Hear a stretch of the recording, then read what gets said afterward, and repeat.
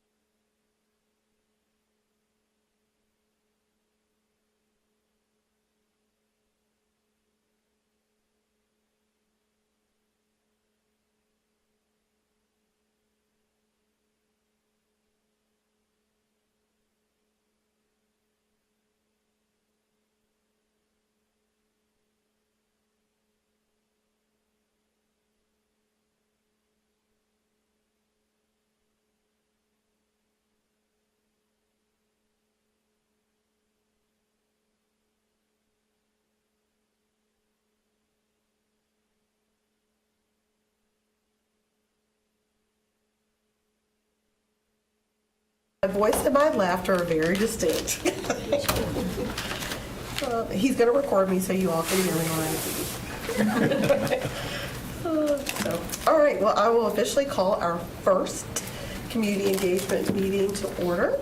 And because it is our first, we do not have minutes to approve, but you do have an agenda And no worries, Monica Johnson-Hostler will not be talking for 40 minutes, although the agenda appears that it is me that is talking for 40 minutes. It is not me, it will be you all. As Ms. Caulfield noted, there's lots of arts and crafts on the table. So for the record, that is not me, that is our group work. I cannot thank the team, both Dr. Sturdivant, Ms. Luton, Dr. Robinson, and who else was in my meeting? Leanne was there, somebody else. Dr. Davis, he's on here. Thank you all for meeting with me as we attempted to get this underway. Also, thank you both, Lisa and Brooksy, for also engaging with us on community engagement at our retreat. So we've had at least 2 conversations. I've had at least 2 conversations with you all. And again, thank you, Chair Haggerty, for creating this meeting. As I said at the retreat, and I think most people know, board committees are literally the board. And so I think that's probably the biggest thing that will deal with all the misinformation or disinformation that's out there about this committee. It's a board committee, so that means there are not 10, 20 community organizations that are on the committee. So I want to say that first for those who are not here and who will be watching, is that the structure is the same. It is our board's committee, so it's comprised of board members. But you'll hear as we go throughout this meeting that there are opportunities for our community members to engage in our community engagement efforts. So saying that does not dissuade our community members from engagement. I just want to be very clear that we will not be adding community members to our committee. So that's the first thing that I want to say. And truly the intent is, and I will also pass it to Chair Haggerty to make sure he also gets his intent for creating this committee verbalized in this meeting too. I always tell people, roll the tape, so people aren't watching, but it's receipts, as they say. So that way, when people ask questions, we'll be like, no, on this date. And Ms. Lude is shaking her head because we talked about this yesterday. We will point people to meetings. So while there doesn't have to be a lot of people watching today, I think the intent also coming from you, Chair Haggerty, will be important for people to hear, since this is your committee under your tenure. So I'll let you get started on why you started it. Well, thank you, Vice Chair Johnson-Hostler and Chair Johnson-Hostler. The purpose of the committee really is to take the existing community engagement work that we're doing and uplift it and put it in a regular and transparent forum. Because oftentimes, as board members, we'll hear from people in the community about what opportunities are out there, what are we doing, and we might get a one-on-one answer. We might get something that comes across in response to a question in a whole board meeting, but it seems like often we don't get the whole picture. And with all of the work that we're doing with our strategic plan, as Ms. Johnson-Hostler said, this is a board committee, it's a committee of the board, but there's all sorts of public engagement work going on that can involve the public and all of our community groups, our parents and our families. And so in a forum like this, if we can talk about those, examine them, provide feedback, maybe have guest speakers come in like we've had with, like when we had the presentation on Helping Hands, to talk about some of the work that we're doing, some of the work with our community partners. Maybe this is a forum to talk about some of our volunteerism and some of the work that we're trying to make that work broader and more effective and include more people. Maybe it's about how we reach out, and we're a countywide school system, and sometimes, as we've said, you can feel very insular, right? You can feel like you're in a silo. And so how we get that out to different parts of the community who might not always have access to Dillard Drive here in Cary. So those are some of the ideas that I'd spoken to my colleague about, and I'm so glad that she accepted the offer when I pitched her this idea to come in and to be the chair, because I think we've had all of us bring different ideas, different perspectives about what we can do, but I also think with Monica, you have the collective experience of many people's ideas that have come to this position, have come through the board and maybe have left the board. And I think you would be a fantastic filter for this work. So I want to thank you for taking this, and I'm excited to see where we go. Thank you. So we have 3 guiding questions up there, and you've heard from Chair Haggerty. And I think the last thing that I'll add, which the the team that met with me know that this is also our space to reestablish our relationship in the community. So it's and you spoke to our transparency, but for me, this is also receipts of accountability, that we're going to hear, one, what our staff is doing through the strat plan with other community partners, but we will also, to your point, Chair Haggerty, have people come speak to us so that they really feel like they have a direct conduit to the board, and not one-offs, but collectively we'll be able to hear it. Collectively, it'll be an accountability for us to take it back to the strat plan. The pillar, the two community engagement pillars, which you'll hear about, those staff that are leading it will also be able to speak into, okay, this fits nicely in this pillar of work that we're doing.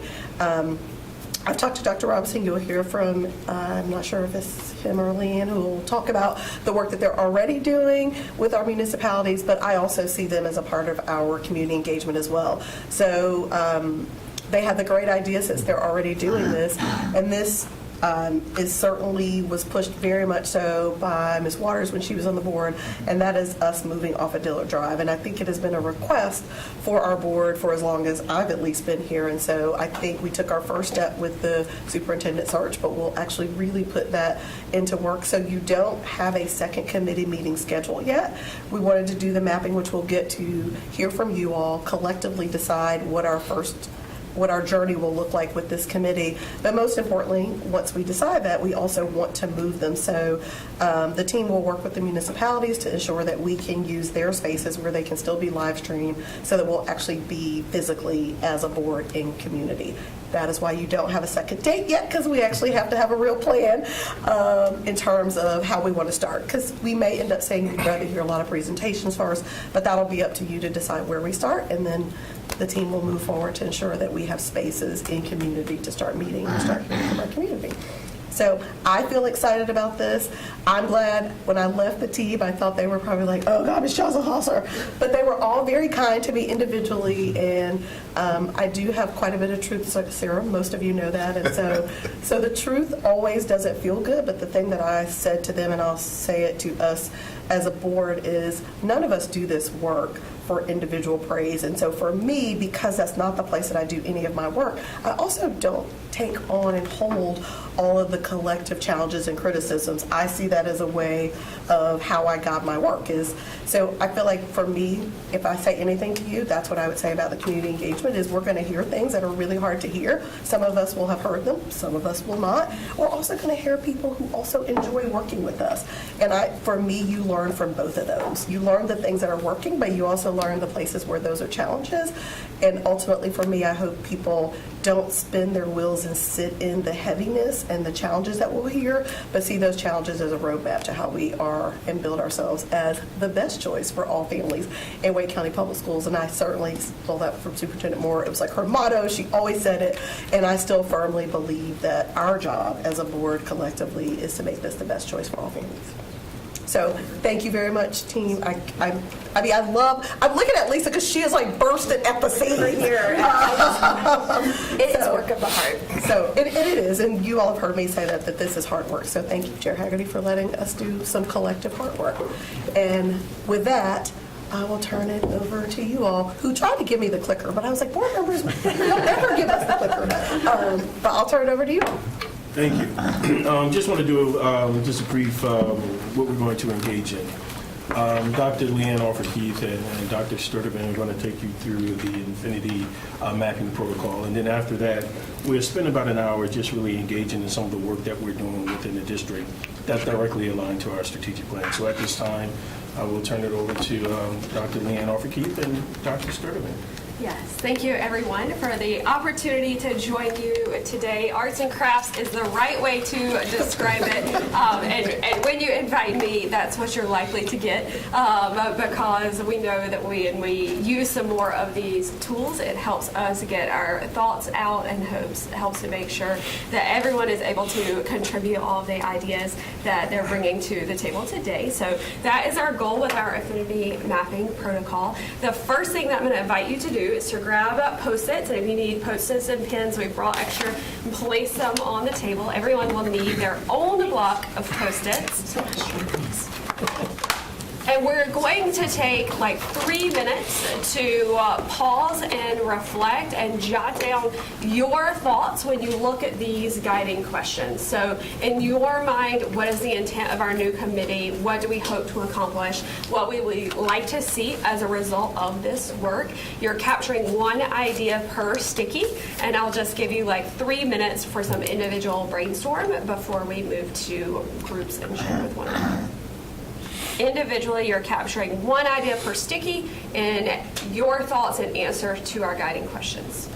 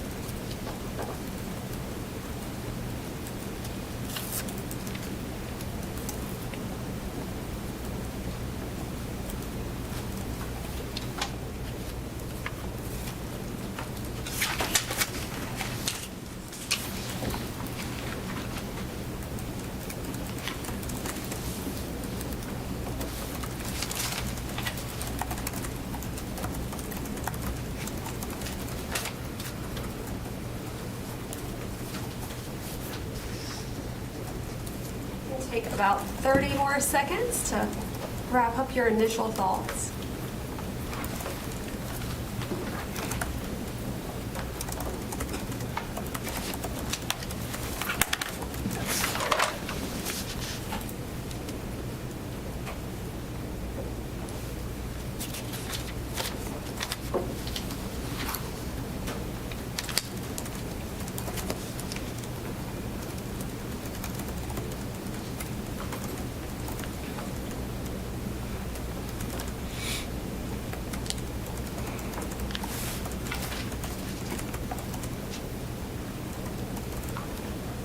Finish capturing that last idea.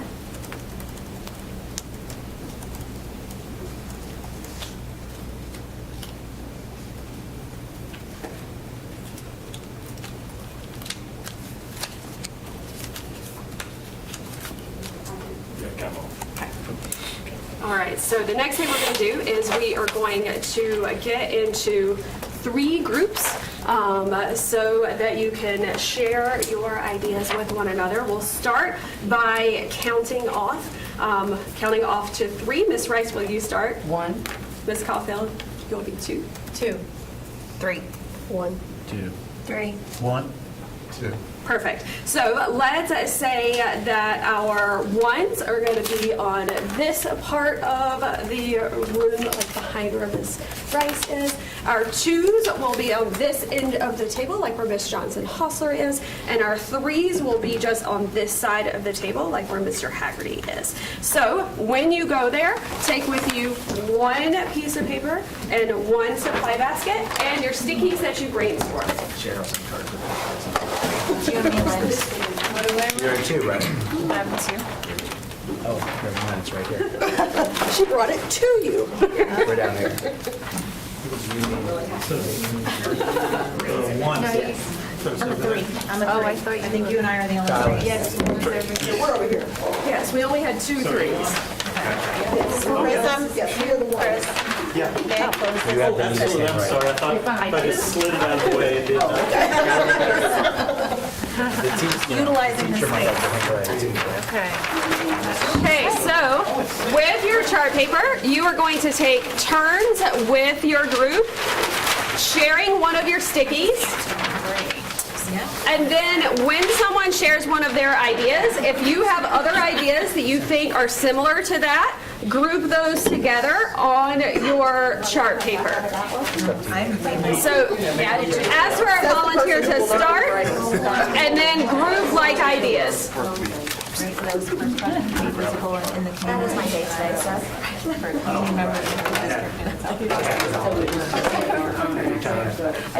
Yay, I made progress. I don't have to send 3 emails back. They do. Maybe? I don't know. We'll figure it out. Accomplish. Okay. More connection with family. I sent it in the walls of WPCSS. Trust, pride, and understanding.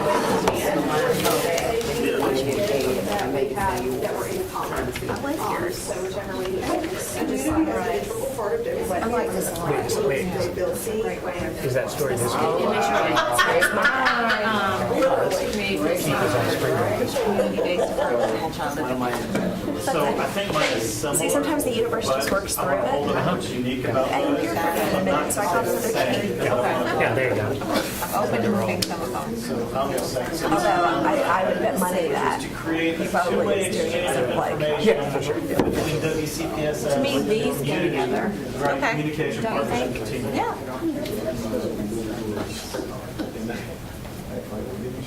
Maybe my intents are what I'd like to accomplish rather than,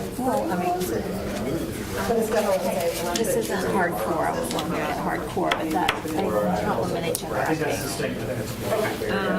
think. I don't know, I don't think mine are the same. It says, to determine our starting. I feel like yours are kind of thread together.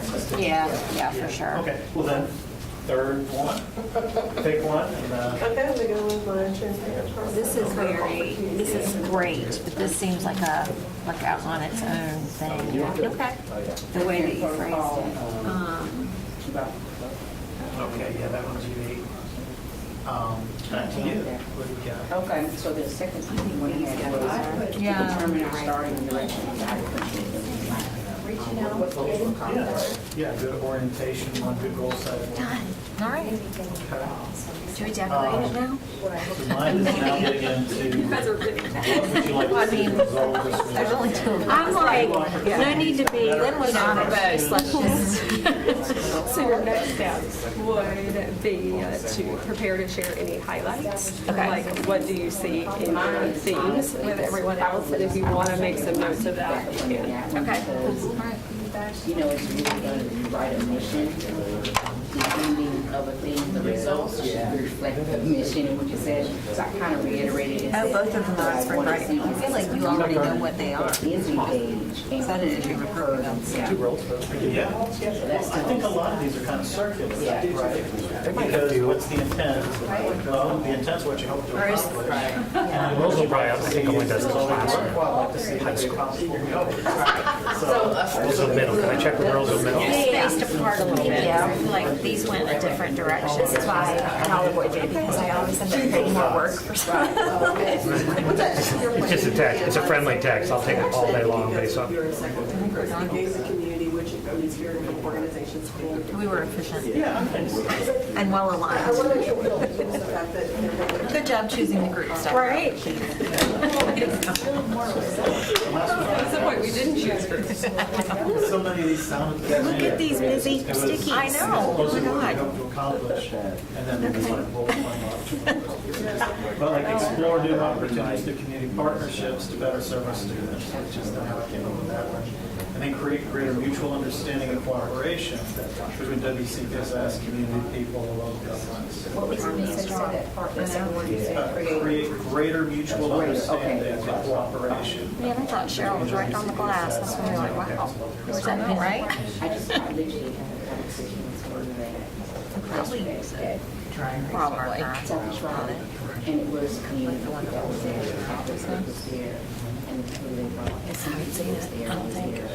It's probably Glad glad. their partner that was there that was coming and helping with the negotiations of the school. And then the supervisor that asked me to come. We're efficient. We're women of few words. Yeah. No, this is the brevity group. Right. Grade what you all have done. Okay. That was for me to decorate. This is our week. Yeah. We all bring our own strengths to the table. Ours is brevity. So we felt like these went well together. So that level of community. Mine were kind of really had the same theme. Hats off for the job. The students were amazing. Because to be frank, I wasn't thinking about the community partner piece for us. You know what I mean? I was about the community getting that understanding and connections. No, these go well together, in my opinion. These went well together. Especially when it talks about. And then these were just standalone. Yeah, but still strong, affiliated. Yes. Model works is there, and it'll help streamline. It's got some kinks to work out. Rose is gone, so Amber's nice with Rose. Rose was giving us a real but yes, but that actually is why that is my comment about the streamlining process, because it is hard for them. Right. Yeah. But we created them in the Boston schools that don't have. So that was kind of our brainchild, is how do we get youth passion? Teacher appreciation. Yeah. One of my favorite. So they bring One of the things, I don't know, all the teachers appreciate. I think my one of the teachers, things that I've noticed for yeah, I'm the is donut like and the Chick-fil-A, alignment with our county government, for the week, for one. and like strong community partnerships with the YMCA. Yeah. Like that is a huge, like just core foundation of what it means to be in Wayne County. But that doesn't mean that those are the only pillars in the community that we need to be open to and hear. And sometimes somebody has a really great idea, but like right here, you just. Yeah, so Roseville has a door-to-door cell policy. Cooper, What does that mean? like you can't have a cell phone. When you walk in the door, we can't see one, not just in the classrooms, the halls, nowhere. And you feel like that, like when they talk to the kids, they're actually like down with. I mean, in middle school, right? Yeah, you're on your. Middle's very good. Well, and I think it's also okay to like. Yes, that's parts of it are drag. But they've been doing it, I believe. I think Tad Sherman started it, so I feel like they've been doing it for a few years. Yeah. I would be so interested to hear what they have to say. Sometimes you'll hear some young folks talk about they know it's not. Good for them. Yeah, it's just like right? Like They crave the connection. Yeah, I And know. sometimes having, some rules around. Yeah. Well, she's great. So if you want to reach out, if you want a middle school. Thank you. He is. That'll be my delta for next time. Reading table. Like CDC and internships, but further the district, right? So there's like. And so then we have our transparency and accountability piece, and then we have our visioning It's a big district. piece. I mean, yeah. This is the experience of all our students, student-centered, student focused. We got it.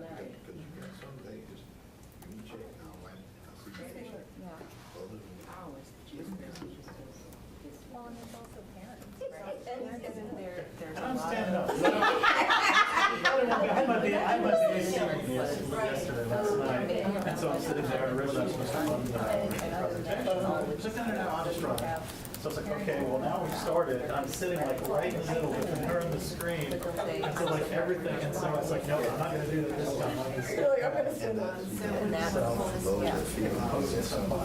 Right, Right, yeah, right. Well, I would say, so, You were at my PC, I had, one of the things I was excited to walk away with today Oh, yeah. was I was Harden is my child. She was really excited. I appreciate that. And she sent me a lovely little note. But anyway, I was asked, I'll give you some space to write down. existing board that has community partners and business partners in it, of which Hardin is on the board, or that group. I always through Marbles. Thanks for being here. I said that. It's You know, I said, my understanding is, you know, that it's a board level committee. I said, beyond that, I said, no. I said, I don't think that's what we're going to discuss. I mean, yeah. So honestly, that's where my head has been leading up to this meeting today.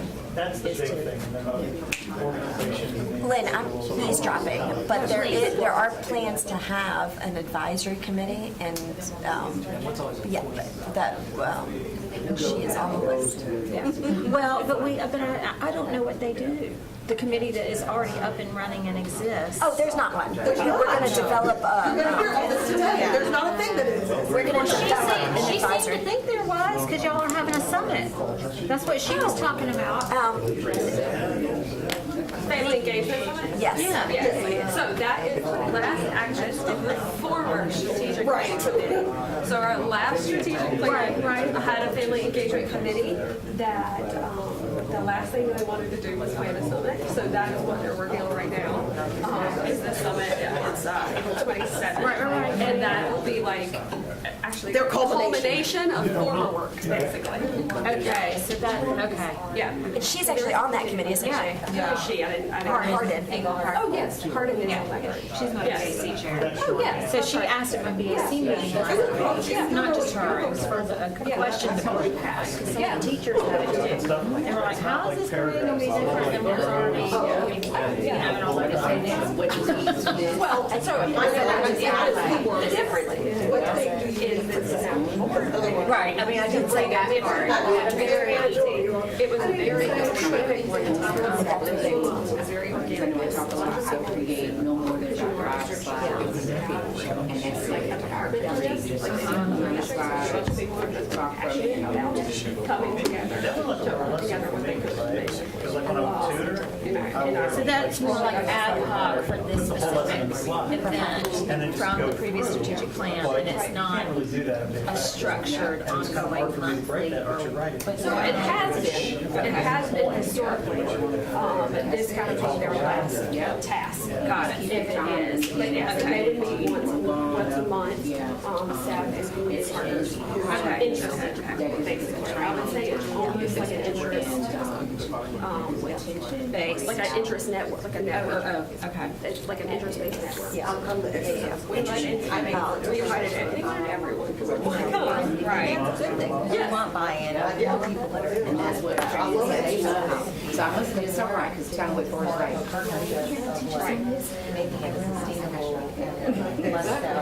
That's right. It wasn't a big It's so funny because Is that a Saturday or? We have a wedding.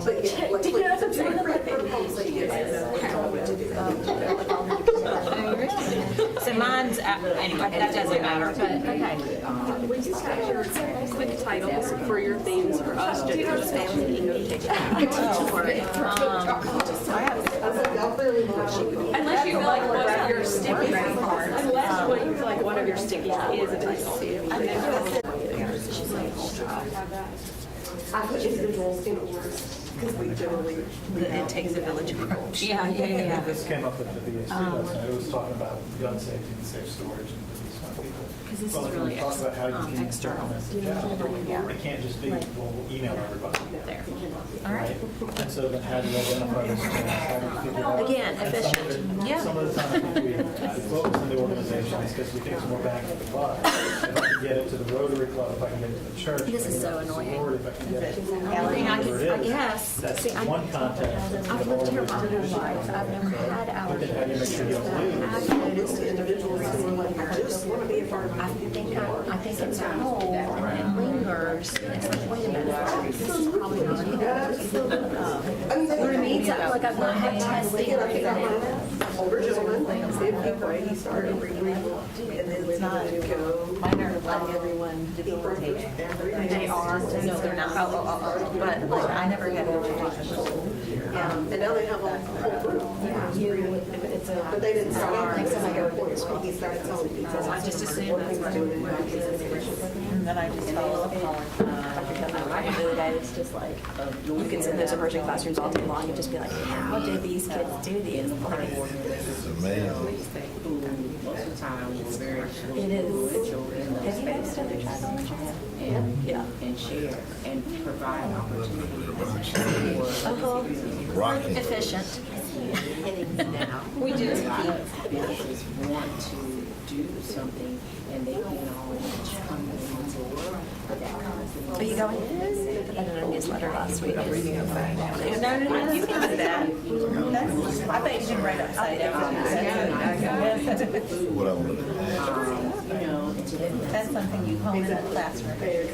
And put their name. And I was an English teacher. Oh, yeah. Eating and writing. Responsibilities, so, right, like, so generally, most of their bottom line is 4 people, so you have our people who work. In a way that I have a project of grandfathers letters home from Oh my God. and Elementary part of the issue is notice cursing. I don't read Red cursing. hair, that's a, Cisco does too, they have to build a number. Mine have an integrated. Get to that, but it starts out with that. Yeah. It is that. And it's Gotta sound it out. what, yeah, but what's the, When I wrote it out and everything, and then The like dialect. yeah, the language pattern is like, You all put in volunteer hours, so we're going to $3,000. They sure do. Cisco does that too. yeah, it was very hard, and they were very excited. Yeah. In Wake High School. I got it more than halfway through and then I haven't done it in several years. I mean, that was Was that the one with letter? March 21st, the celebration of teaching excellence. I don't think I have. Is that the,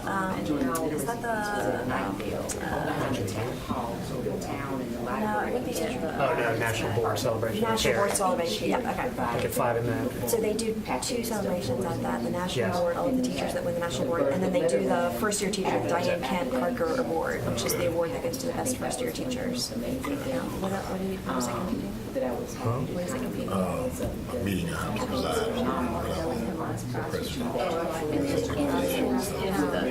Existing finalists end up in the top 10. We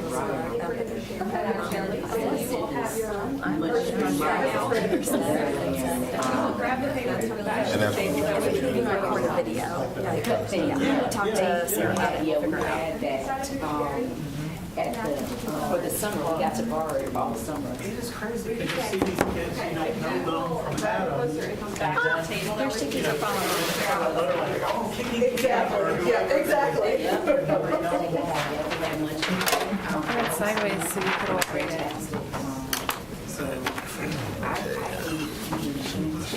Lindsay and I are like,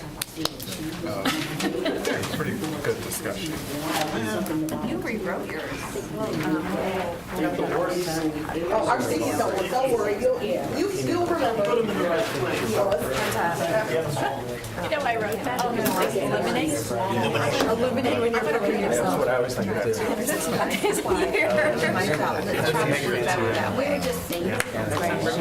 we were asked to. I know, we failed. We failed it. Might be one of We thought the words were so good. Thank you. I'll do better next One of the services we provide.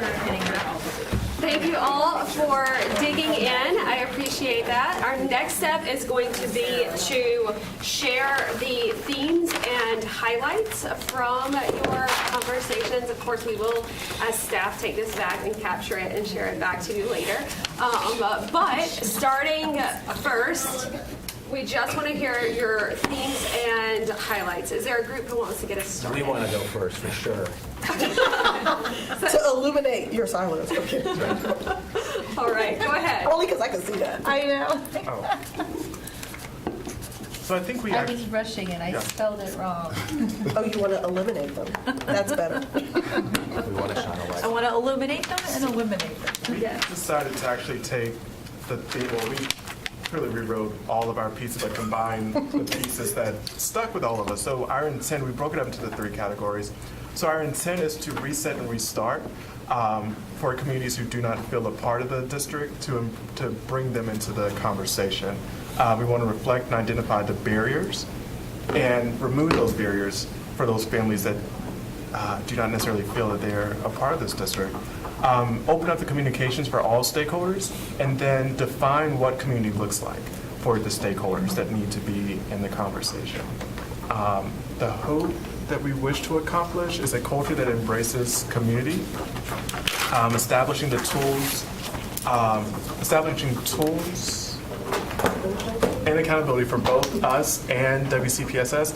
I couldn't remember why we had those separate. That's why I'm trying to make my head.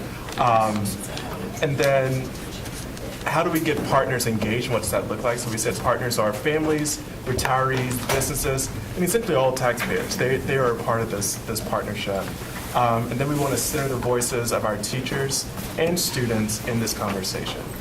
The results would be community partnerships centered around the direction and vision of WCPSS, feedback a part of the culture, and improving the feedback loops. The board being included in the community engagement, and eliminating the silos. Thank you, everything. Yeah, that was great. Thank you. Okay, tough act to follow. Who would like to go next? I'm happy to go next, because our stickies aren't very sticky, and I'm afraid they're all just going to blow off into the wind if we don't go ahead and get through it. We had a lot of common ideas and then tried to group them into different themes. The most common theme was about being the individuals in the community feeling and being seen and heard. We wanted to engage all families to feel inclusive, included, heard, and seen. We wanted the community as an integral part of the school system. Again, the same language, but from a different person. They feel seen, heard, and part of the district. And again, having a community that feels engaged and is engaged, including, heard, and seen. So you hear those same themes coming up, different perspectives. Communication was a big part of this, communication to organizations and individuals. To create a two-way exchange of information between WCPSS and the community regarding communication, partnership, and teamwork. Engaging the community so that we're hearing from organizations and individuals, and there's a special emphasis there to make sure that we're not missing individuals, right? That sometimes we think, oh, well, we went to talk to this organization or this community group, and so we've checked a box. But just the examples of, I think Ms. Johnson-Hospital said, the 70% of the community that don't have children in our schools, but may have a lot of great value that they want to share, a lot of great ideas. How do we make sure that they're included in a part of this? And again, creating greater mutual understanding and cooperation between WCPSS, the community, parents, and organizations. The other themes were important, but didn't quite rise up to that seen and heard and communication. We had accountability and transparency, making sure there was a transparent process and protocol for community engagements and volunteers, right? Creating a standard for it, an expectation where everything is, going to be uniform between them. Vision and goal setting at the very beginning to determine our starting direction and guiding principles, and just being very clear. Tell them what we're going to do, actually do it, and then follow up and make sure that we've done it. And then finally, all of this is about the student experience and well-being. Through this work, we hope to create new opportunities that serve our students and enhance their experiences. And again, exploring new opportunities through community partnerships to better serve our students. So that's sort of the trail from beginning to end. Maybe not in the right order, but what we came up with. Excellent. Thank you. Last but not least.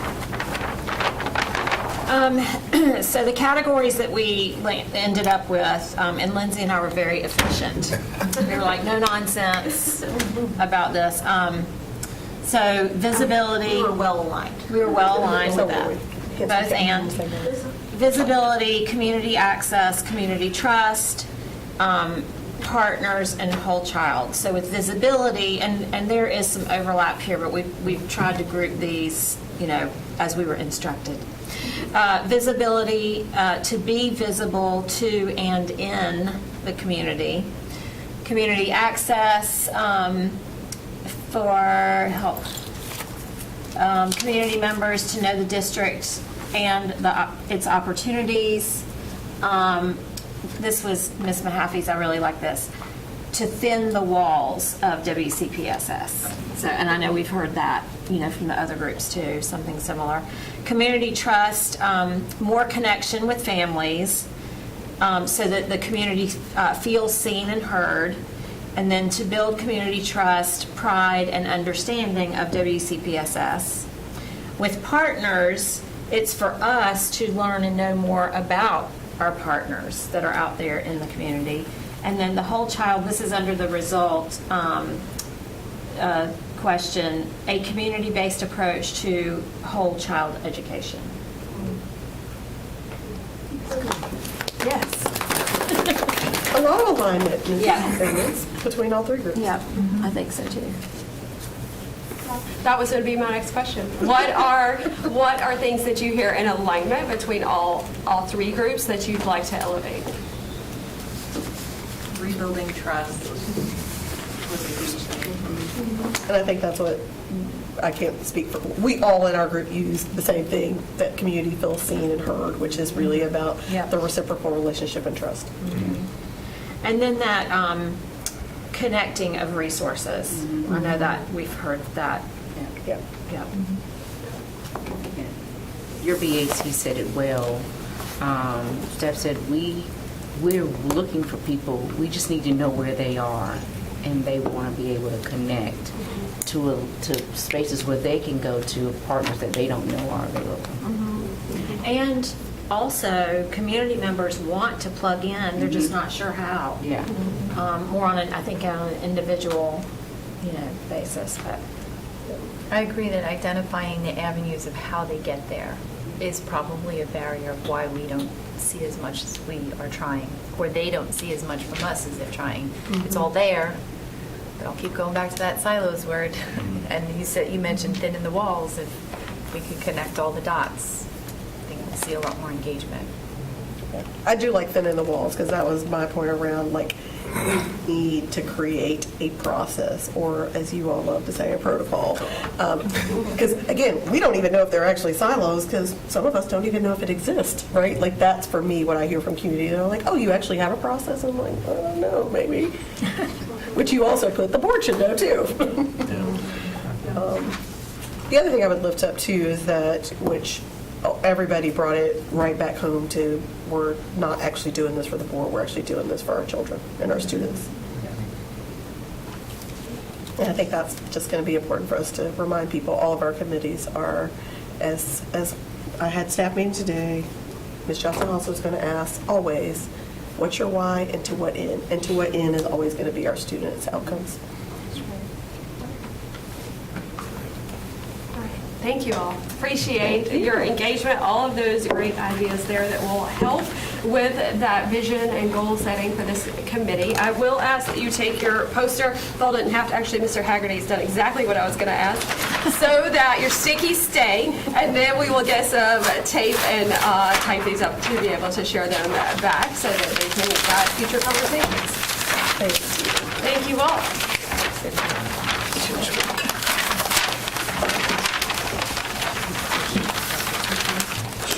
Oh, sorry, that's not you, is it? That's Tyler. Oh, yes, stack and pack if you did. Thank you.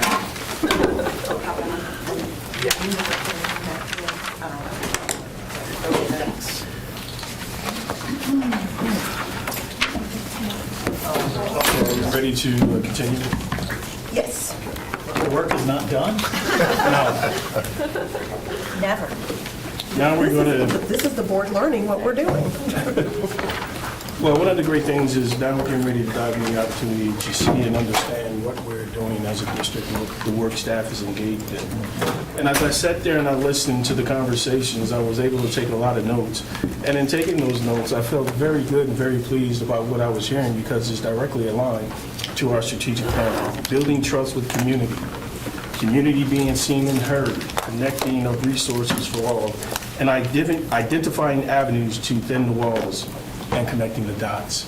And so just to give you a recap of where we are in regards to our strategic plan, family and community engagement really focuses on AIM 6, AIM 7, and AIM 12. Today we're going to dive into AIM 12, but before diving into AIM 12, I want to give you an idea of what that alignment looks like. When we think about priority 1 and we look at student knowledge and skills, you can see is directly impacted by AIM 6 and AIM 7.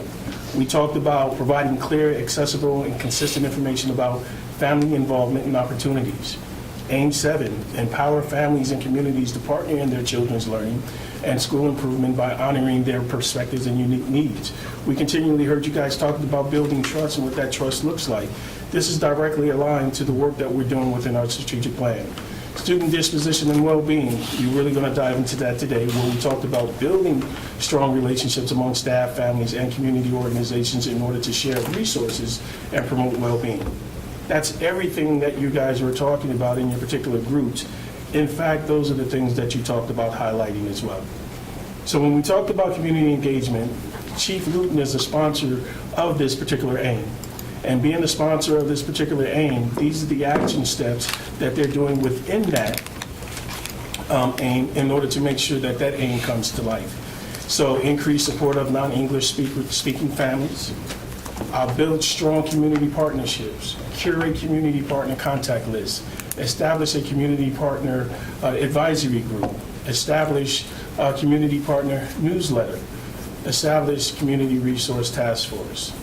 Those are the things that you guys have highlighted and elevated in your conversations. Develop a community engagement toolkit. What does that look like? How is it going to be deployed and distributed across the district so that we can ensure that all families and community organizations are connected to our district?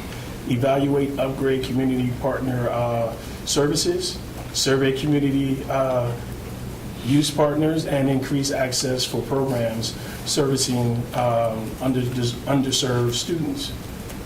Now, with that said, it is my hope that you find your conversation captured in these particular aims and what we talked about and discussed. So at this time, Dr. Brooks E. Sturdivant is going to give you more information, a little bit more detail about what that work looks like. Thank you.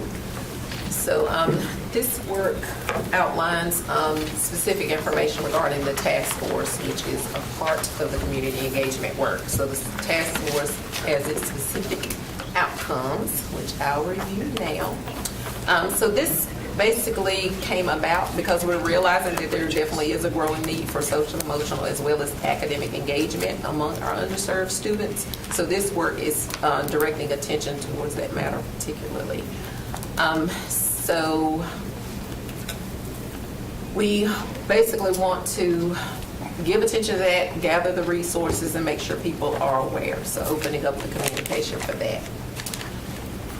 We thought about how this could benefit our community partners and what they'll get out of it. So when you think about the desired outcomes, as well as our students and families. So we definitely want to consider the barriers. So starting with what's the actual problem. So partnering with our community members to get more insight to those barriers. We also want to think about the process. So you mentioned what is the process? Who knows the process? So really getting input there to refine the process and make sure everyone's aware. So definitely giving some attention to that. And then the result will be stronger community involvement. And we do see this as an opportunity for feedback loop to get more insight to the challenges that students face and how these resources can be aligned with those needs. Ultimately, the students and families will benefit from this because they'll have awareness of what's actually out there. As you mentioned, there are a lot of partners who are saying, we offer this, we offer that. We just want to make everyone aware of what's available and make sure that the partners know how to deliver those services. We did brainstorm necessary conditions, so this definitely aligns with a lot of what you've already said. we'll definitely need transparency and opportunity for vulnerability, because we will get input as a district to what needs to change. We'll also have suggestions and recommendations for community partners that could help them improve their access. So honest and open conversation is what I would see happening with the task force. Empathetic and active listening would definitely be a key part of that. And some non-traditional approaches to solve these unconventional problems. I mentioned feedback loop, and we'll definitely need to take a lot of notes and document to really devise a plan. So that's sort of what the work will look like. So we did have a very productive meeting to get more insight. From there, we were able to develop this proposed timeline and some of the action items for the task force. We did consider spreading the work over a full year, starting with the opportunity to get approval for our plan, handle all of the scheduling, like really land on what the dates would be for the convenings, and recruit the actual task force members. From there, once everybody's on board, we do some orientation work, and you can see a few notes there, thinking about the timeline and really getting the buy-in, making sure everybody's on the same page. What are the values, norms, goals, and action steps that everybody can agree upon for the task force to make sure that the work is moving along and no barriers there. We then thought about the actual work in 3 phases. Here we applied restorative practices ideology, considering past, present, and future. It's hard to develop a plan if you really haven't examined things from the past and acknowledging those, and then considering the present, current state, and then developing the plan to move forward. So we thought that was very important to include. So phase 1 gives opportunity to acknowledge the past. There, basically, it would give opportunity for partners to give voice to what they see the problems are.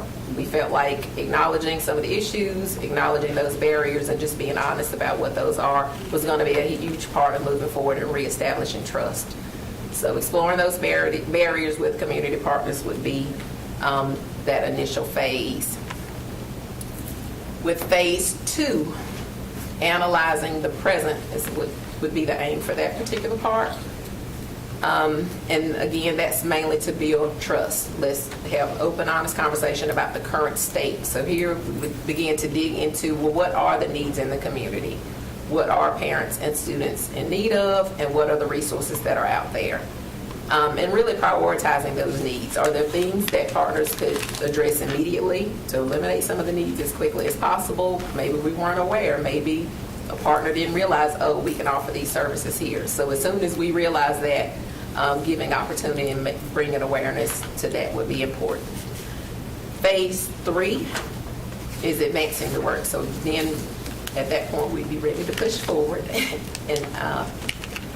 And for that part, really considering the process. So now that we know these are the needs, we know what partners are offering and who can meet those needs, what will that process look like for those partners to begin to gain access. So really developing that plan, and then making sure everyone's aware.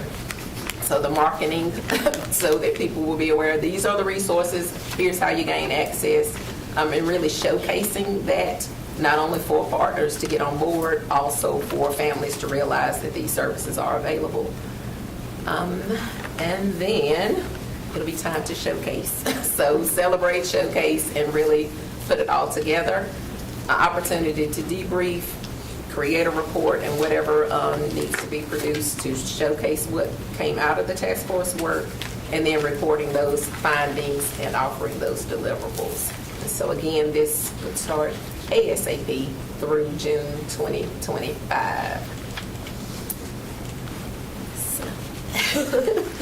Thank you, Dr. Durbin. Questions, comments from the board? This is a lot of information for those of you who haven't seen this broken out, but it is also the opportunity to ensure that the board feels fully aware of what the staff is working on. Ms. Mahab. I just appreciate the timeline, taking the time to let people share their frustrations that they've had in the past is a huge thing. And I love that you use the word vulnerability. because I don't know if historically that's something we have done collectively as a district. But then also, you look at this and you want this work to go quickly, but I also see in your timeline, it's not, every month that something is happening until really towards the end as things are culminating, which just shows you're planning to take the time to really digest that feedback in order to focus on what the next step is. And I just think that kind of thinking is crucial, and I really, really appreciate it. Yeah, I think it's important, just, this work isn't going on in a vacuum. And it is, as you see, very detailed, but this is a systematic remedy where we have to go in and improve our systems for how we're communicating, collecting feedback, and we will still be doing other essential work. But this is something that if we're going to do any of that work effectively, we have to have this very strategic plan for how we've identified the problems and how we'll have a better process going on. We're still going to work on programs and improvement and services, but we have to have this part of it in order to do that work right. So I think it's a very thoughtful approach. What else? Yes, and we did talk a little bit about how much time per meeting. Ideally, this would be once per month, depending on how long the meeting would be. It could be that we cover more ground in one session. So the timeline definitely could be adjusted there. And there were these 3 areas that were highlighted in yellow. We were kind of discussing, well, these could almost be like sub-teams, smaller teams within the team that are working on these over a period of time, or it could be a collective effort, all brains applied to that particular topic, and we do it in that session. So there are many approaches, but these were just some of the general topics that came to mind that should be covered, and some thought went into the sequencing. I think either of those approaches will work, and I think for me, I think I said this to you all, this organizing and looking at the resources is going to be mammoth. I mean, it is a very big project, and of course, it's one thing to collect them, it's another thing to organize, as you said, showcase and display in a way that is easy for people to digest, because I personally don't think the community knows how many organizations we already work with. Right, because each person only knows what's happening in the building that they're attached to, and if they're attached to no buildings, right, when we talk about this community trust, perception is your reality. And so if all they hear is we don't let people in, I mean, when they see that we already have over 100 plus organizations in our schools, people are going to, that's going to be hard for them to fathom, because it's not what each individual sees. So if you don't see it, then you don't think it's real. So I think how you organize and showcase is going to be maybe a smaller group to make sure that you're running it past people to make sure, can you digest this based on your learning style? Because I think I don't want this to get lost in the sauce, because it's just another thing that we put out there. I want people to actually see it and say, this is a tangible way to see what Wake County is doing.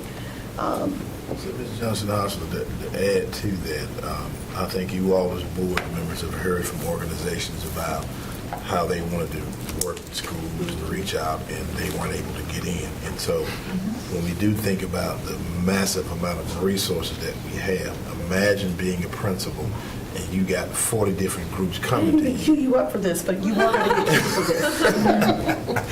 And so it's about, getting people in the community to understand that it is a large amount, but there's work that principals have to do in terms of teaching and learning, which is the bulk of their work, and that being able to engage with all partners that want to come to them, that's just a task that can't happen. But now they will see very realistically what's there, and if we better organize that, then we want to create a way that they can have access to resources that may not come through the school. And so I think you all have seen that and recognized and understand it, and I think this speaks to it. I didn't have to queue you up because I think most of you who've talked to me offline about what I was planning for this committee, that was probably the most profound thing that you said to me. And it's interesting because I always say every time somebody says something to me, I'm like, well, we have standards that our teachers and educators are required to meet, and it's actually education, not all these other things that we like to do. Whereas for me as an outside person, you all know I come to this from a place of, if we don't treat the whole child, then they're not learning anyway. I don't care how many standards you put in front of them if the whole child Maslow hierarchy needs isn't met. However, I also, when you said that to me, I was like, well, yes, if I'm a principal with a school, especially if it's a school where they are Title I, they're restart schools, right? They're low performing, considered by the state. Of course, the 35 people who are calling them, asking them to come in is not the priority. But you needed to say that to me for me to actually really process, yes, this is not that simple as just saying, appoint a person in your school who's in charge of this, when truly they're being tasked with ensuring that they get off of the low performing list, that people aren't negatively talking about their school because they're a C and D school. Just, I think it's worth us saying that out loud, because we have a lot of assumptions about what our schools could be doing better without also acknowledging where they are at in the process. So thank you very much for saying it that way so that I can actually process. Ms. Caulfield, Ms. Rice. So I'm just going to kind of continue off of what you're saying there. I think there's a lot of information out there.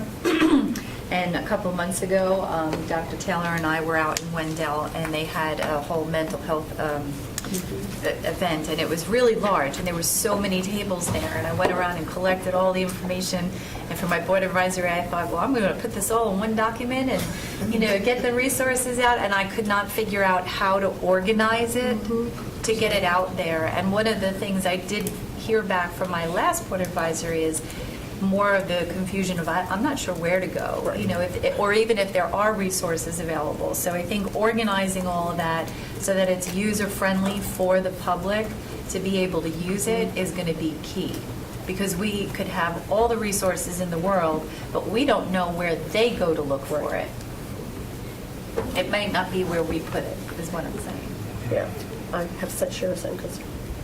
So I love everything that I've heard and all the great work that you all have done. I have just a question of thought based upon what Dr. Taylor said. And it's, is it a reality that we could train the teachers to integrate the community organizations into their pedagogy? And so the thought process behind that is what I saw at the Excellence and Equity Summit that we did. I listened to Dr. Goldie Muhammad literally talk about integrating that level of equity and things that we need to do like into the pedagogy. It's like, so with our training and professional development, is it possible or a reality to actually integrate that as we continue to build professional development, as they look at their lessons and the different things that has to be done? Where do we find the opportunity to help them grow in the way that they teach, and so that it doesn't become a task or extra thing for them to do? It's just literally really a part of the lesson plan, and how it looks and what it's doing, and how they can look at it. Okay, these are the things my students need. I know I'm in a Title I. I know I'm in whatever. Okay, so let me look at the list that we have. Oh, this organization I can call and say, hey, we're doing X, Y, and Z. Could your organization come in and help us with this, this, and that? So literally, and it's just my thought. I just don't want it, because extra things for teachers to do, I know it's a lot. But if it's tied into a pedagogy type of thought process, I'm just thinking, is that even a reality, considering we need to transition our pedagogy anyway into an equity-based model in which we're moving to in our strategic plan? Yeah, I know our Office of Professional Learning and our Office of Equity Affairs are working really closely to design professional learning pathways to support AIMS 1 and 5, and thinking a lot about that, and all of that is being designed like with those two groups hand in hand. But it's just exactly what you've said. That is a lot to do to train our teachers to make those shifts. I know they're working on it, but we can definitely tap in and say, how are you thinking about the community as you're building those pathways for teachers? Yeah, for sure. Thank you. 2 points, but I want to circle back since we talked about that. I also think, looking at this from a former beginning teacher, that's a lot that beginning teachers have to carry. So making sure that we are also being mindful that some of these teachers that came in lateral entry, you're juggling your academic piece, you're juggling your license piece, and you're juggling how to build relationships with your students while teaching all at the same time. So just being mindful of that. And then to the point that Ms. Caulfield had raised, I'm wondering if there's an opportunity, because we all have BACs, and I think that's a great opportunity for us to share information as we're getting those lists, that we can share that information with PTAs, leaders, and our BAC members, so therefore they're able to understand, the vendors and the folks who we're working with, and also build those relationships with the schools that they represent, because they would have a better understanding of the needs of their schools than we would as board members. So just make sure that since we have these mechanisms there, let's find ways to really filter this information through, because we all meet with them four times a year, and that's an opportunity for us to really touch folks and really make our BACs more engaging and get folks to really buy into what community looks like. So one of the things I would say about the resources, this is, I think, really important, that it kind of goes in different phases, if you will, because ultimately, when we have a catalog of resources, what I've discovered is that there's several catalogs that are out there. The first thing we don't want to think is this doesn't already exist, but that is out there. And so once we have what we want to publicize as the catalog that we promote, simply giving that to someone, say, whether you engage with the school or not, or someone, if you've got a mental health problem, here's a whole list of agencies that you can access, if nothing else. I know exactly where to go to get gas. Then it is about how we better organize those resources so they can be better used in the community. When I say that if we want to feed a community and everybody donates 50,000 loaves of bread, well, it's going to spoil before we can use it. But then the third piece is how schools can also engage with those list of resources. And really what we want is for a principal to be able to say, there's an expectation from the board and the superintendent that I increase student performance, and this is one of the mechanisms that I have to use. And so here's some resources here, and give me that opportunity to be able to tap into them, as opposed to 50 different groups. We've got to have that expectation that we want you to do this. So it really is about having the resources so anybody can access them, how we better coordinate those resources as a community, and the expectation of how schools engage with those resources. Encapsulated it very well. That's why you're a superintendent. I just wanted to share, based on what Tyler said, that my next board advisory, Ms. Woodson and her team is actually putting a presentation for my board advisory on our resources that are available. And although it will be hopefully ever-changing, we could keep revisiting it. But since she's already creating the presentation, she could probably share it with all of us to share with our board advisory council. And back to what you were saying with the resources, and it is going to be ever changing, right? So as it goes on, and that's why I think it would be really helpful if we had a button on our the website. And I know Lisa and I have been spoken about that, and I think that will really help direct the parents and everybody really towards what you were saying. Easy friendly. We've done that before too, in the past on Wake County website. I don't know if you guys still remember. Remember there used to be a list that parents could actually click on for if they needed tutors? Y'all remember that? Yes. We've done this before. It's not foreign to us, but I love what Dr. Taylor said, is that no, we're going to aid administrators to understand, no, this is a part of our culture now to incorporate community for organizations into what we're doing. So that's good. But yeah, we've done it before. Sorry I came late to the game, but I was just listening to everybody's comments, and one thing that I being kind of an outsider, and I hear a lot of people have a lot of good ideas, and then the response has been great, yes, but that's what kind of stops that flow of ideas, because there's either the people on the outside that have good ideas don't know what the process is to go about getting that idea to fit into our process, or our process is too onerous. Okay, so you know, you have to kind of look at what ways we can make it easier for that flow of ideas. Yeah, and I think that's absolutely what the board and administration are saying, that we've got to do some self-examination as well. That and you all have shared the stories with me about how various volunteers or whomever groups wanted to have access, but the process was so cumbersome that it just didn't work. And so we recognize that is one of the things that we have to do, is look at our processes and make sure that they're not preventing the work from taking place. And that's a big piece of it.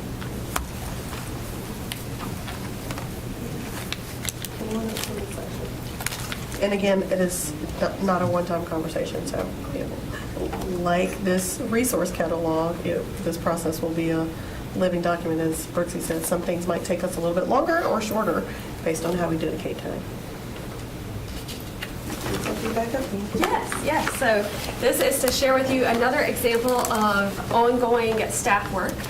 It has been a goal for Dr. Robinson and myself to present to all of our municipalities this year. And we have been going to share about our district strategic plan, engage in that two-way communication, model what we say we're about, sharing, hearing feedback from our community leaders about the needs of their various communities, and cultivating partnerships.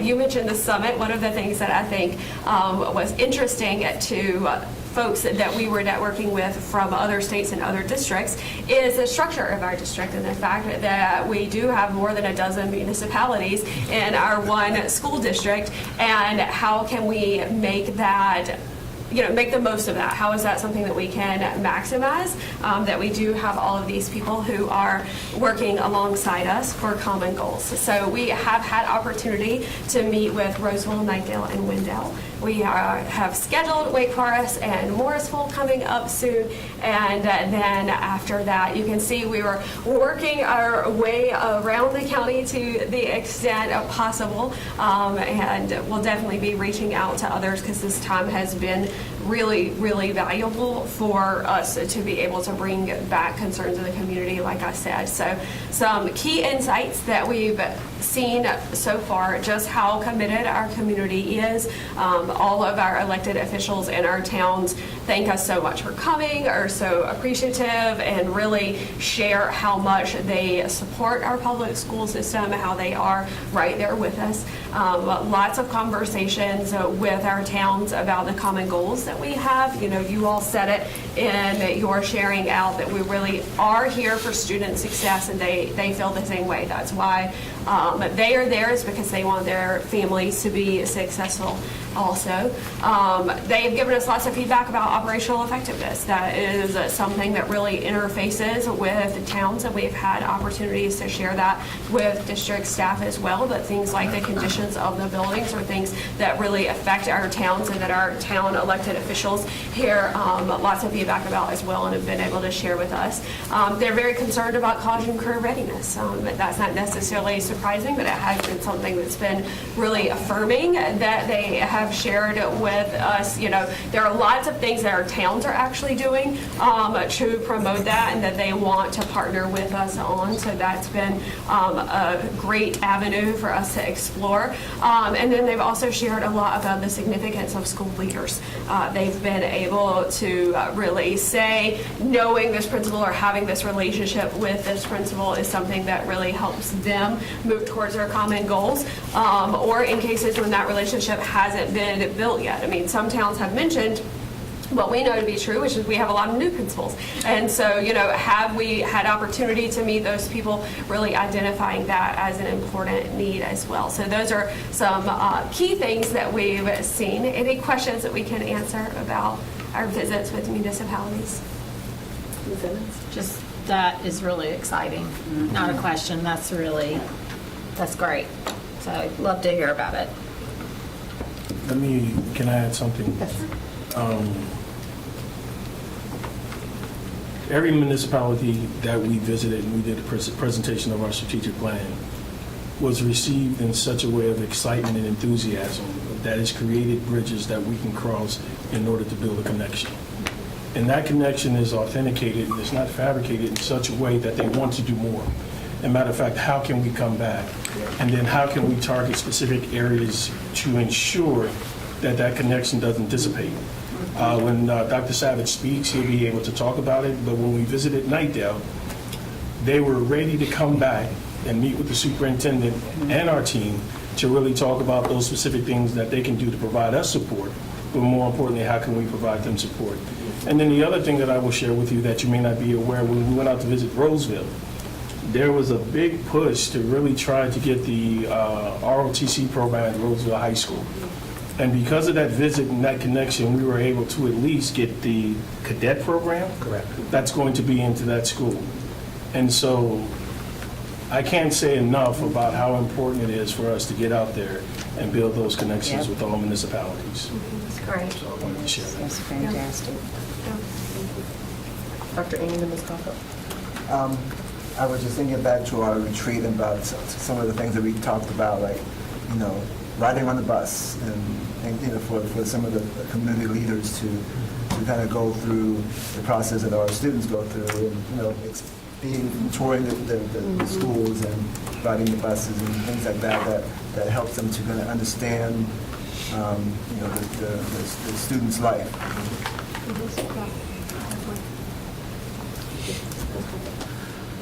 I think you're right, and it's very important. I love all of this work and everything that you're doing. I think it's extremely important, and it's going to make a huge difference.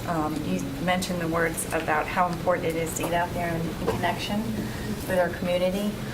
I really would have liked to be part of that because it sounds like you already started in my district. So for us to be part of that, I would look for an email, some kind of communication.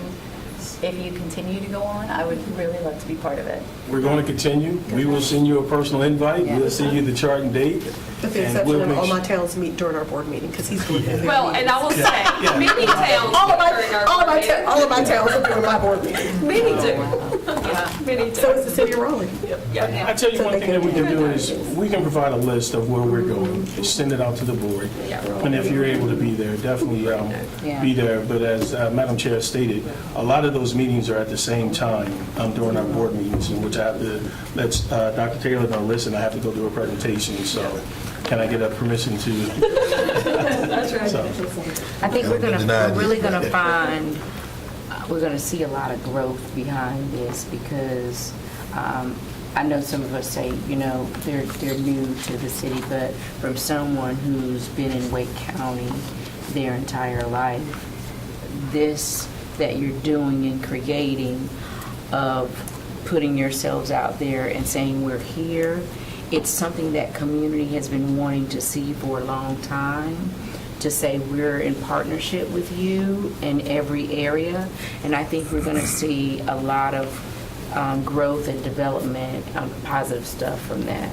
I know I'm really excited to see it. You'll hear some of it when Dr. Savage speaks. Trust me. Any other hands? It's like, it's amazing. They came out of the towers. Any other hands before we get to Dr. Savage? Mr. Slauson. Well, I think, to Ms. Price's point, I think municipalities have to see themselves in our work as well. And we can't, when we're saying lowering the walls here at WIG, I think that's also for the municipalities as well, because they play a huge role in our work, especially our student assignment work. So I think there has to be some great conversation so we know how to walk together and really strengthen the district. So that's very exciting. All right, so as we said, Dr. Savage is going to share about a collaborative that came out of our meeting with the town of Nightdale. Yeah. So thank you for letting me talk a little bit about Nightdale and where we're revving up and leveling up. And we did have a meeting with Dr. Taylor, Dr. Robinson, Mayor Day, and some leaders from Nightdale. super preliminary based on the conversations where Clint pushed out.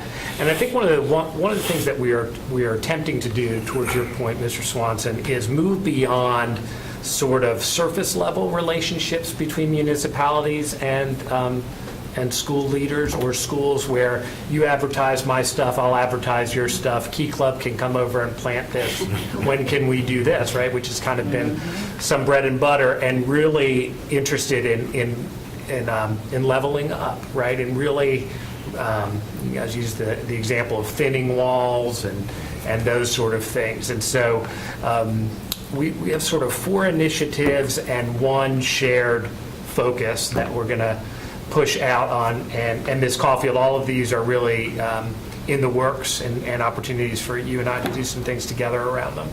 So first and foremost are quarterly principal meetings that will be hosted at the town of Knightdale, with the goals of really building rapport. We do have some new principals in that area. Sometimes if a municipality reaches out to a school, they might have gotten a no. In 2020, the principles change, policies change, but the municipality has in their head, we're not able to do that. And you just want to say, oh no, we've been able to do that for years. So one of those things is to build that rapport, get those updates from the town, and an opportunity just for both sides to share their challenges, successes, etc. When I was a principal, oftentimes someone would come to me and say, I'd love to help however you see fit. That's really broad, then it's much better and more helpful to be able to say, I have 10 volunteers who can be there every Thursday. Here are the kind of things we can do. Well, now I got 6 places where I can plug in, and so those will be something we're in the process of scheduling one for this spring to involve board members with as well. Secondly, through Knightdale High School, the establishment of a future Leaders Academy. Currently, the mayor's office does a Citizens Academy. Many municipalities do this. And so this would be an annual academy for 20 Knightdale High School students over the course of about 10 sessions. We provide some level of transportation out to site. Each town or chief would lead a session. They've asked also, would we have board chairs and school leaders to lead a session? And there's 2 goals in there. One is a greater understanding of students about careers in government and town manager jobs and police officers and all these host of things that maybe they're not running parallel to. And secondly, which is also part of our strat plan, is growing the knowledge of what it means to be a citizen, right? Really understanding how government works, representative government works. And so we're really excited about that. We'll start launching that. We'll see. Sometime this spring we'll probably have some level of information session. We'd love to have you involved in that. Knightdale Arts and Education Festival, that'll be August 17th. We typically have had tables there, but we are really looking this year at doing beyond that, making it clear our presence that we are the top choice for schools in Knightdale, right, and in the eastern area. We can bring our magnet folks in, we've done that before, but anywhere where there's a presence of community and where families are walking by, we want to be there. We feel we're the best, right, and to be able to put that out. So also we'll work on collaborating around fundraising needs. The municipalities do have some funds. Sometimes they wonder where best to put them. Our principals have lots of ideas. And then fourthly, strengthening community relations. So each of our schools are in the process of identifying a single point of contact for pushing out news and working with the town's community relations department, where that person will reach out to them and go back and forth with news. Sometimes you hear, we know there's a lot of great things going on in the school, but we don't hear about it. One of the reasons for that is because we don't have a communications department at a school, right? That might be your school improvement chair, 3rd grade teacher, spec ed person, et cetera, and we're tying that on. So we think schools are best able to do that. And then lastly, with our shared priority is, Eastern Wake 4.0, which is the big Wake Tech building that is going very close to East Wake High School, 5 miles from Knightdale High School. And so we have shared priority that we want to make sure Knightdale High School students are taking full advantage of that, right, in their backyard. That's good for everybody. And so we are in the process, and I'll be meeting with Paul Domenico and Keith Richardson next week, of how we can do a shared event with the town to really listen to, to present what is coming and listen to families what might be barriers for their children participating in those opportunities, and then working collaboratively to remove those barriers right before it opens. So those are some things that have sprung from your visits and for the municipalities and right on the ground floor to get involved. So It's fantastic. Lots of hands raised. Ms. Edmonds? That's more exciting news. That's really, really cool. I especially love the student leader group that you talked about. And man, take that across all 12 municipalities would be amazing. All of what you said, honestly. So I just want to offer up, let us know how we can help. For example, I have a really good relationship with my city councilor on Raleigh City Council. I know that's true for everybody around this table. There might be one councilor or mayor that you're, have more of a rapport with than others. And let us take advantage of that. So when you are, for example, for me, City of Raleigh, when you're gearing up to go, let me know, and if I can, talk that up and have a meeting with my counselor or a phone call with my counselor ahead of time, that might bring more of that connection that you're describing, that this, came out of your Knightdale meeting. It's great stuff, y'all. Same here for me. Madam Chair, may literally- I ask a question? Yes. My question is the level of involvement and engagement from the board in this process. As we continue to do this work, we want to be very transparent and very inclusive. And I want to know and understand, what does that look like for you? Because we met with the mayor of Wendell. We did a presentation there. We're going to meet with the mayor of Wendell, the town manager. I have to schedule it with the superintendent, because what we were able to do at Knightdale, we believe that every municipality is going to want that same level of engagement. Those conversations have been phenomenal, and we're brainstorming ideas of how we can create and break down the barriers that people perceive to be there. Now, scheduling appointments and meetings can be very taxing on staff. Now, we're talking about taking the community engagement out into the municipalities. I want to be very clear. I'm tasking Leanne. I need you to call here, call there, make sure we get this taken care of. And That's why I gave her the look. She did. Yeah, and she's doing that work. But we want to make sure that as we continue to do that work, we don't want to leave anybody out if they want to be involved. So I'm asking, what level of involvement do you guys want to be engaged in this process? Because we're going to continue to do this work, because we know, and I know that you know and understand the benefits of it. So please advise. Everyone has their hand raised, so I'll start with Mr. Swanson and go around the table. Can I go last, please, because I was... Sam's last. Right. I don't have anything. We'll circle back to you before Sam. Chair Hagerty. Thank you. In my experience, what I've seen, I think that's an excellent question, because like we talk about what are our board roles, right? And what level do we get into our position as policymakers into like the administration of the school system?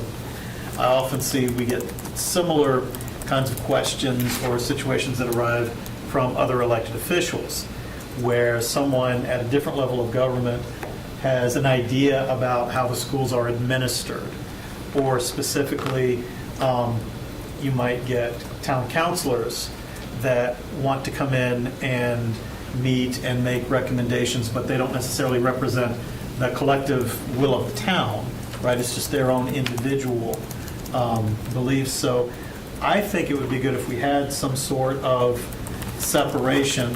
So for example, if I have I'll give a real life example. If I have the town manager of Morrisville call up with a lot of questions, I'm happy to help him, but I would rather pass him on to Dr. Taylor, or to, if it's someone specific, like in this case, it was the Office of Student Assignment, pass them over to Mr. Carosa so that they can work together directly, and I'm not that go-between. But on the other hand, if I have like the mayor or the mayor pro tem of the city of Raleigh or the town of Morrisville call up with a question, I'd like to be able to talk to them elected to elected rather than I find out they're going and calling staff, particularly if it's not senior level staff, because we can run into all kinds of embarrassing situations. I remember when Raleigh had their CACs, going to one of these community meetings for another thing connected to my work, and they're building a new housing development right next to one of our schools. And it's a school that's over-enrolled and has an enrollment cap, and all of the parents had shown up, and they were like, what are you doing if you're going to build this new school, or this new community right next to this new school? Where will these kids go? And this is the first time I'm seeing it. So I want to hear the answer too. And I'm sitting back and I say, oh, well, don't worry. This actually, Wing, this is not too far from where our districts come together. You know where Sycamore Creek is in Barton Pond. They say, we're building a new school just down Strickland Road, and all of these new kids that can see Sycamore Creek from their house, they'll just go to the new school. And I'm thinking about that. And you said, see Monica, she just had them tell them that. And I had to raise my hand. It's like, so where did you hear this? And the developer says, oh, I called the school board. And so that's when you have the great moment where you stand up at the meeting and, well, I'm on the school board. Y'all never called me, because that's not how we do assignments, right? And what it was this horrible back and forth between like city planners and who they thought they were supposed to call and things they might have seen, and just making sure that our municipal officials and our county officials are talking to the right people, and making sure, it's great for us to be those conduits to the elected officials, but like I feel awkward when an elected official maybe calls someone in student assignment to try to lobby or push for something, or another official with an idea about like some other school policy is calling you all. Just like I think it would be weird for us to, as elected, as the board, get down into kind of some of that city municipal stuff. So it was kind of long-winded, but do you see sort of where I'm getting? Just sort of like that separation of powers or respect of everyone's position. I agree with that 1,000%. So I don't feel the need to be with you all when you go for these visits. But I think what would be nice is if you find out you're going to be talking to City of Raleigh or presenting with City of Raleigh on May 5th, to let me know, just so I'm aware of it. And if I can either reach out to my counselor, or if she happens to contact me about it, oh my gosh, it was great. Lynn, I'm so excited that they came, and I'm not going, who came? What was it? You know what I mean? That's what I mean. So anything that we can do to support your work, I agree 1,000%. We don't need to micromanage your work. And we do absolutely need to put folks in touch with the appropriate staff. I hear you and agree. Ms. Coughlin? So for me, well, first of all, I just wanted to comment on what Dr. Savage was saying. I love the mayor of Nightdale. She's wonderful. The whole council is really awesome over there.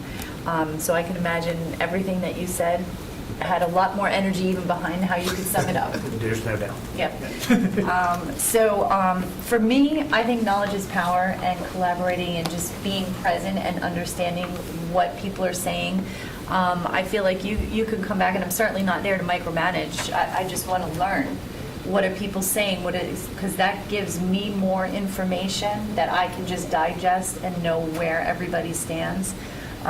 Especially in my community, because I'm talking to so many different people all over, and it is pretty wide. So to be part of it and know what's happening, if there's a way for me to be there, I'll be there just for information purposes, just to listen and hear and observe. It just helps me understand what you are all experiencing and what you're trying to put together, and what the community is saying. So I think it gives us more information if we can be present for that. Dr. Ng? I'm kind of like with Ms. Edmonds. I want to be aware of what's transpiring and have those updates about exciting things going on, and I certainly don't want to get blindsided with things that I should be aware of. So I trust you guys to do the detailed work, and I'd love to be, but keep me informed. If not, I do have time to attend something that you guys have, then I would be, I'll let you know. Well, I love community engagement. However, no one wants to micromanage. That's true. However, because I'm a community person, and in times past, we don't have to micromanage to show support. And support may just be being in the room because of the constituents that we serve. To know that the school is doing something and that's a big change like this, and then they're like, well, where's your school board person? Or to Lynn's point, or did you know about this? Because at the end of the day, regardless that the district does the work, the people that they're doing the work for are going to come to these people at this table asking, what are they doing? And so you want to be able to share. No, it's a great thing. It's a wonderful thing. And just showing our face for support. We don't have to, I can't speak for everybody else. I don't necessarily have to speak or anything, but just sometimes being there. Just like I just was recently invited to come. I didn't need to speak. It was just to show support. And I think that when we make these processes, and I'll say this, sometimes change in direction of how we work together in unity is not a bad thing, or it's not a we're going to let you do your thing and we're going to do our thing. And what I've heard from community over the years is there seems to be a disconnect like that. But when we're in a place of being in a united front, not necessarily dictating, but present, I think community likes to see presence. They like to feel supported. Like the schools that I'm visiting, doing the events that they're doing, I'm just there to show support and be present.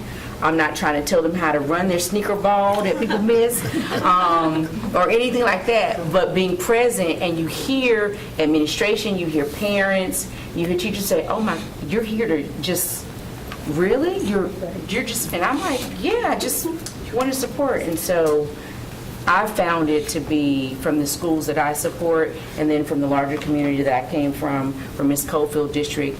They want to be seen and heard. And us being present is a way of being seen and heard.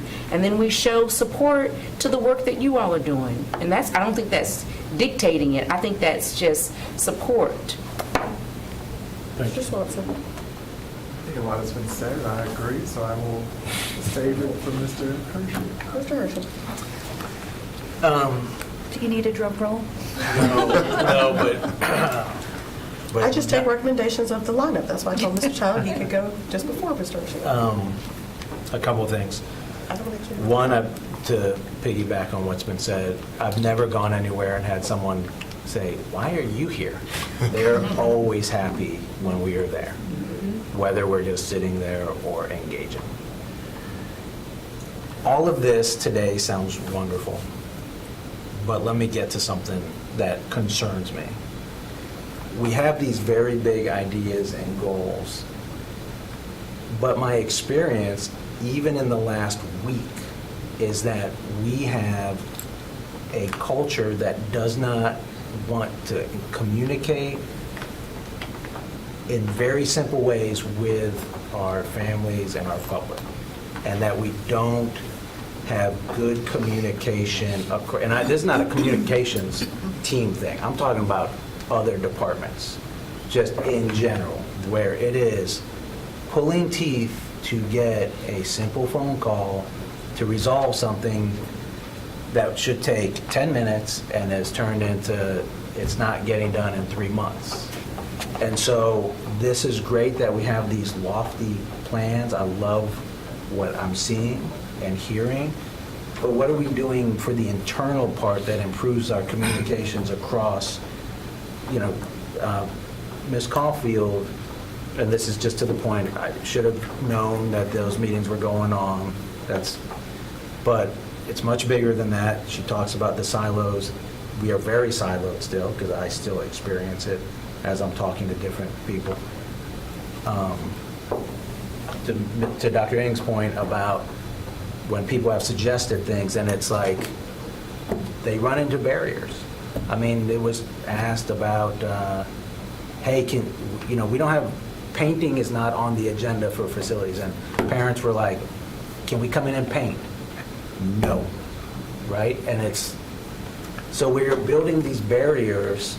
It is commonplace in our school system that we have these barriers, and so how is staff in these buildings, not our schools, but in these buildings, going to embrace a culture of communication and transparency and actually removing barriers and thinking about it, going back to the vice chair's point of this is centered on students, and sometimes the answers that I hear being given to families are not centered on students.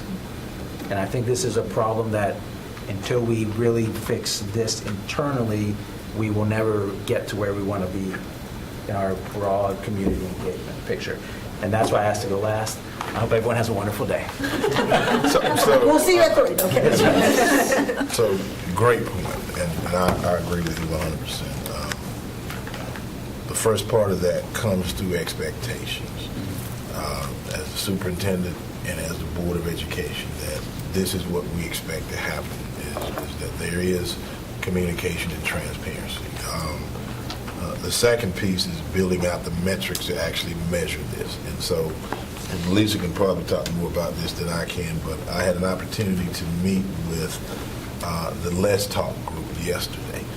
And so that is a chance for us to even to look at metrics of how people communicate, because a lot of people use Let's Talk, but they actually have metrics to tell you how satisfied they were, how long it was taken to answer a particular question. And so that's, I think, a big part of what we have to do is first of all, say that this is the expectation, but then identify all of those metrics that are going to help us measure how well we're doing. And the biggest part to me is everything you do has to be centered on children, and we have to continue to talk about that. That's why when I talk with people, I say, when you come in my office, you'll see pictures of my children, because and when they were small kids, of course they're grown. But that always reminds me that decisions have to be based on what's best for children. But it has to do with that expectation, and it also has to do with metrics, but we can turn back and say, you say not being transparent, but that's not what the people are saying, and we've got other things to be able to measure it. So, Lisa, I don't know if you want to. I don't. I think you said it perfectly. I think I'll, sum it up as, I'm sure they're like, yes, Michelle Zosser said all of these things when we met, because I articulated all of those.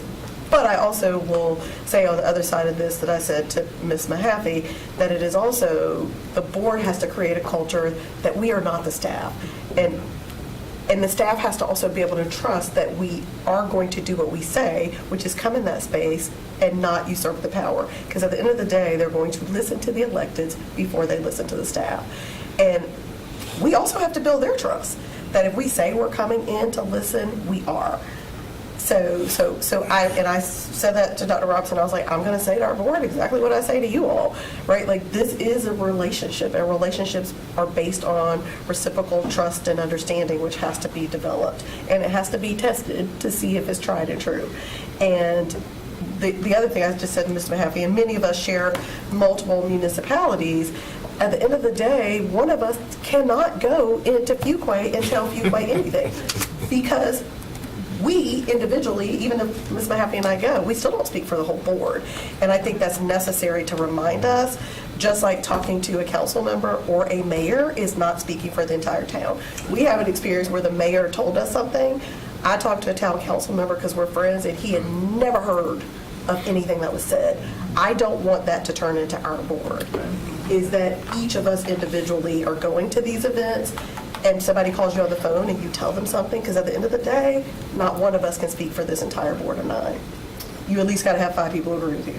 4 more people need to agree with whatever you say. You got to get to 5 for it to be a board decision. And I think that's important. And I'm saying that so staff can hear me say that, because that is, for me, always, any of you I've talked to for as long as I've been on the board, that is my expectation of our colleagues, is that, 1, we remember what our role is, and 2, we also remember that a one-on-one conversation is not an indication to a consensus or agreement or a policy or a practice. It is literally a conversation. And that's often hard for people, because they'll say, hey, Ms. Mahaffey, Ms. Johnson-Hostler said this. Then that must be the rule, and it's not. It's Ms. Johnson-Hostler saying something. And so that I think is important for staff to hear us say too. And the last piece is the late Frank Eagles, Mayor of Roseville. I still stand on his words that we are the district of no, and that culture still exists. And people don't know why they're saying no. They just say no. And that is still the culture. And so to your point, Dr. Taylor, you will have to build that expectation that we are not the culture of no. Right? Like literally, to your point, it took me like 5 people to get paint in a building for one of our projects with Activated, literally. Which was resulted in months to get a bathroom painted. Right. And that is all a part of the communication piece, because the answer may be literally no, but if we don't take time to explain to people why it is no. Or do we know why it's no? We know why it's no, absolutely. But then what we can do to look at another possibility. And I'll say this, because you all as a board expressed this to me both individually and collectively about how we inform you of what takes place, the kinds of things that you want to be involved in and know about, and that it is not about us feeding you information that we want you to know, and yet we still do the same work. You know, I'll never forget a conversation that we shared about a particular program, and you asked questions. They said, well, you know, we got to get it approved now, but we'll come back in 2 years when it's time to do it again. And it was the exact same thing. And so one of the things I want everybody to know and understand is that we work for the board. We work for the board. And there are going to be some desires and wishes that you all have, and that is reflected on what you get from your community. And it's not up for negotiation, you know. And so I think that goes a long way in dealing with the culture of no, because it is about what some individuals may want to do, and they want to always get people back to that door. But that has to change. And again, it may be a valid reason for no, as long as we can explain that and then talk about the possibilities. I think that's true. And again, I will thank you all for bearing through what we need from you a second time from my colleagues. And thank you, Dr. Robinson, for asking that everybody put their 2 cents in so that you could hear. And ultimately, you heard variations, hence that is why I think it's necessary to remind us we're 9 people with essentially probably at least 3 to 5 different ways that we want to see things done.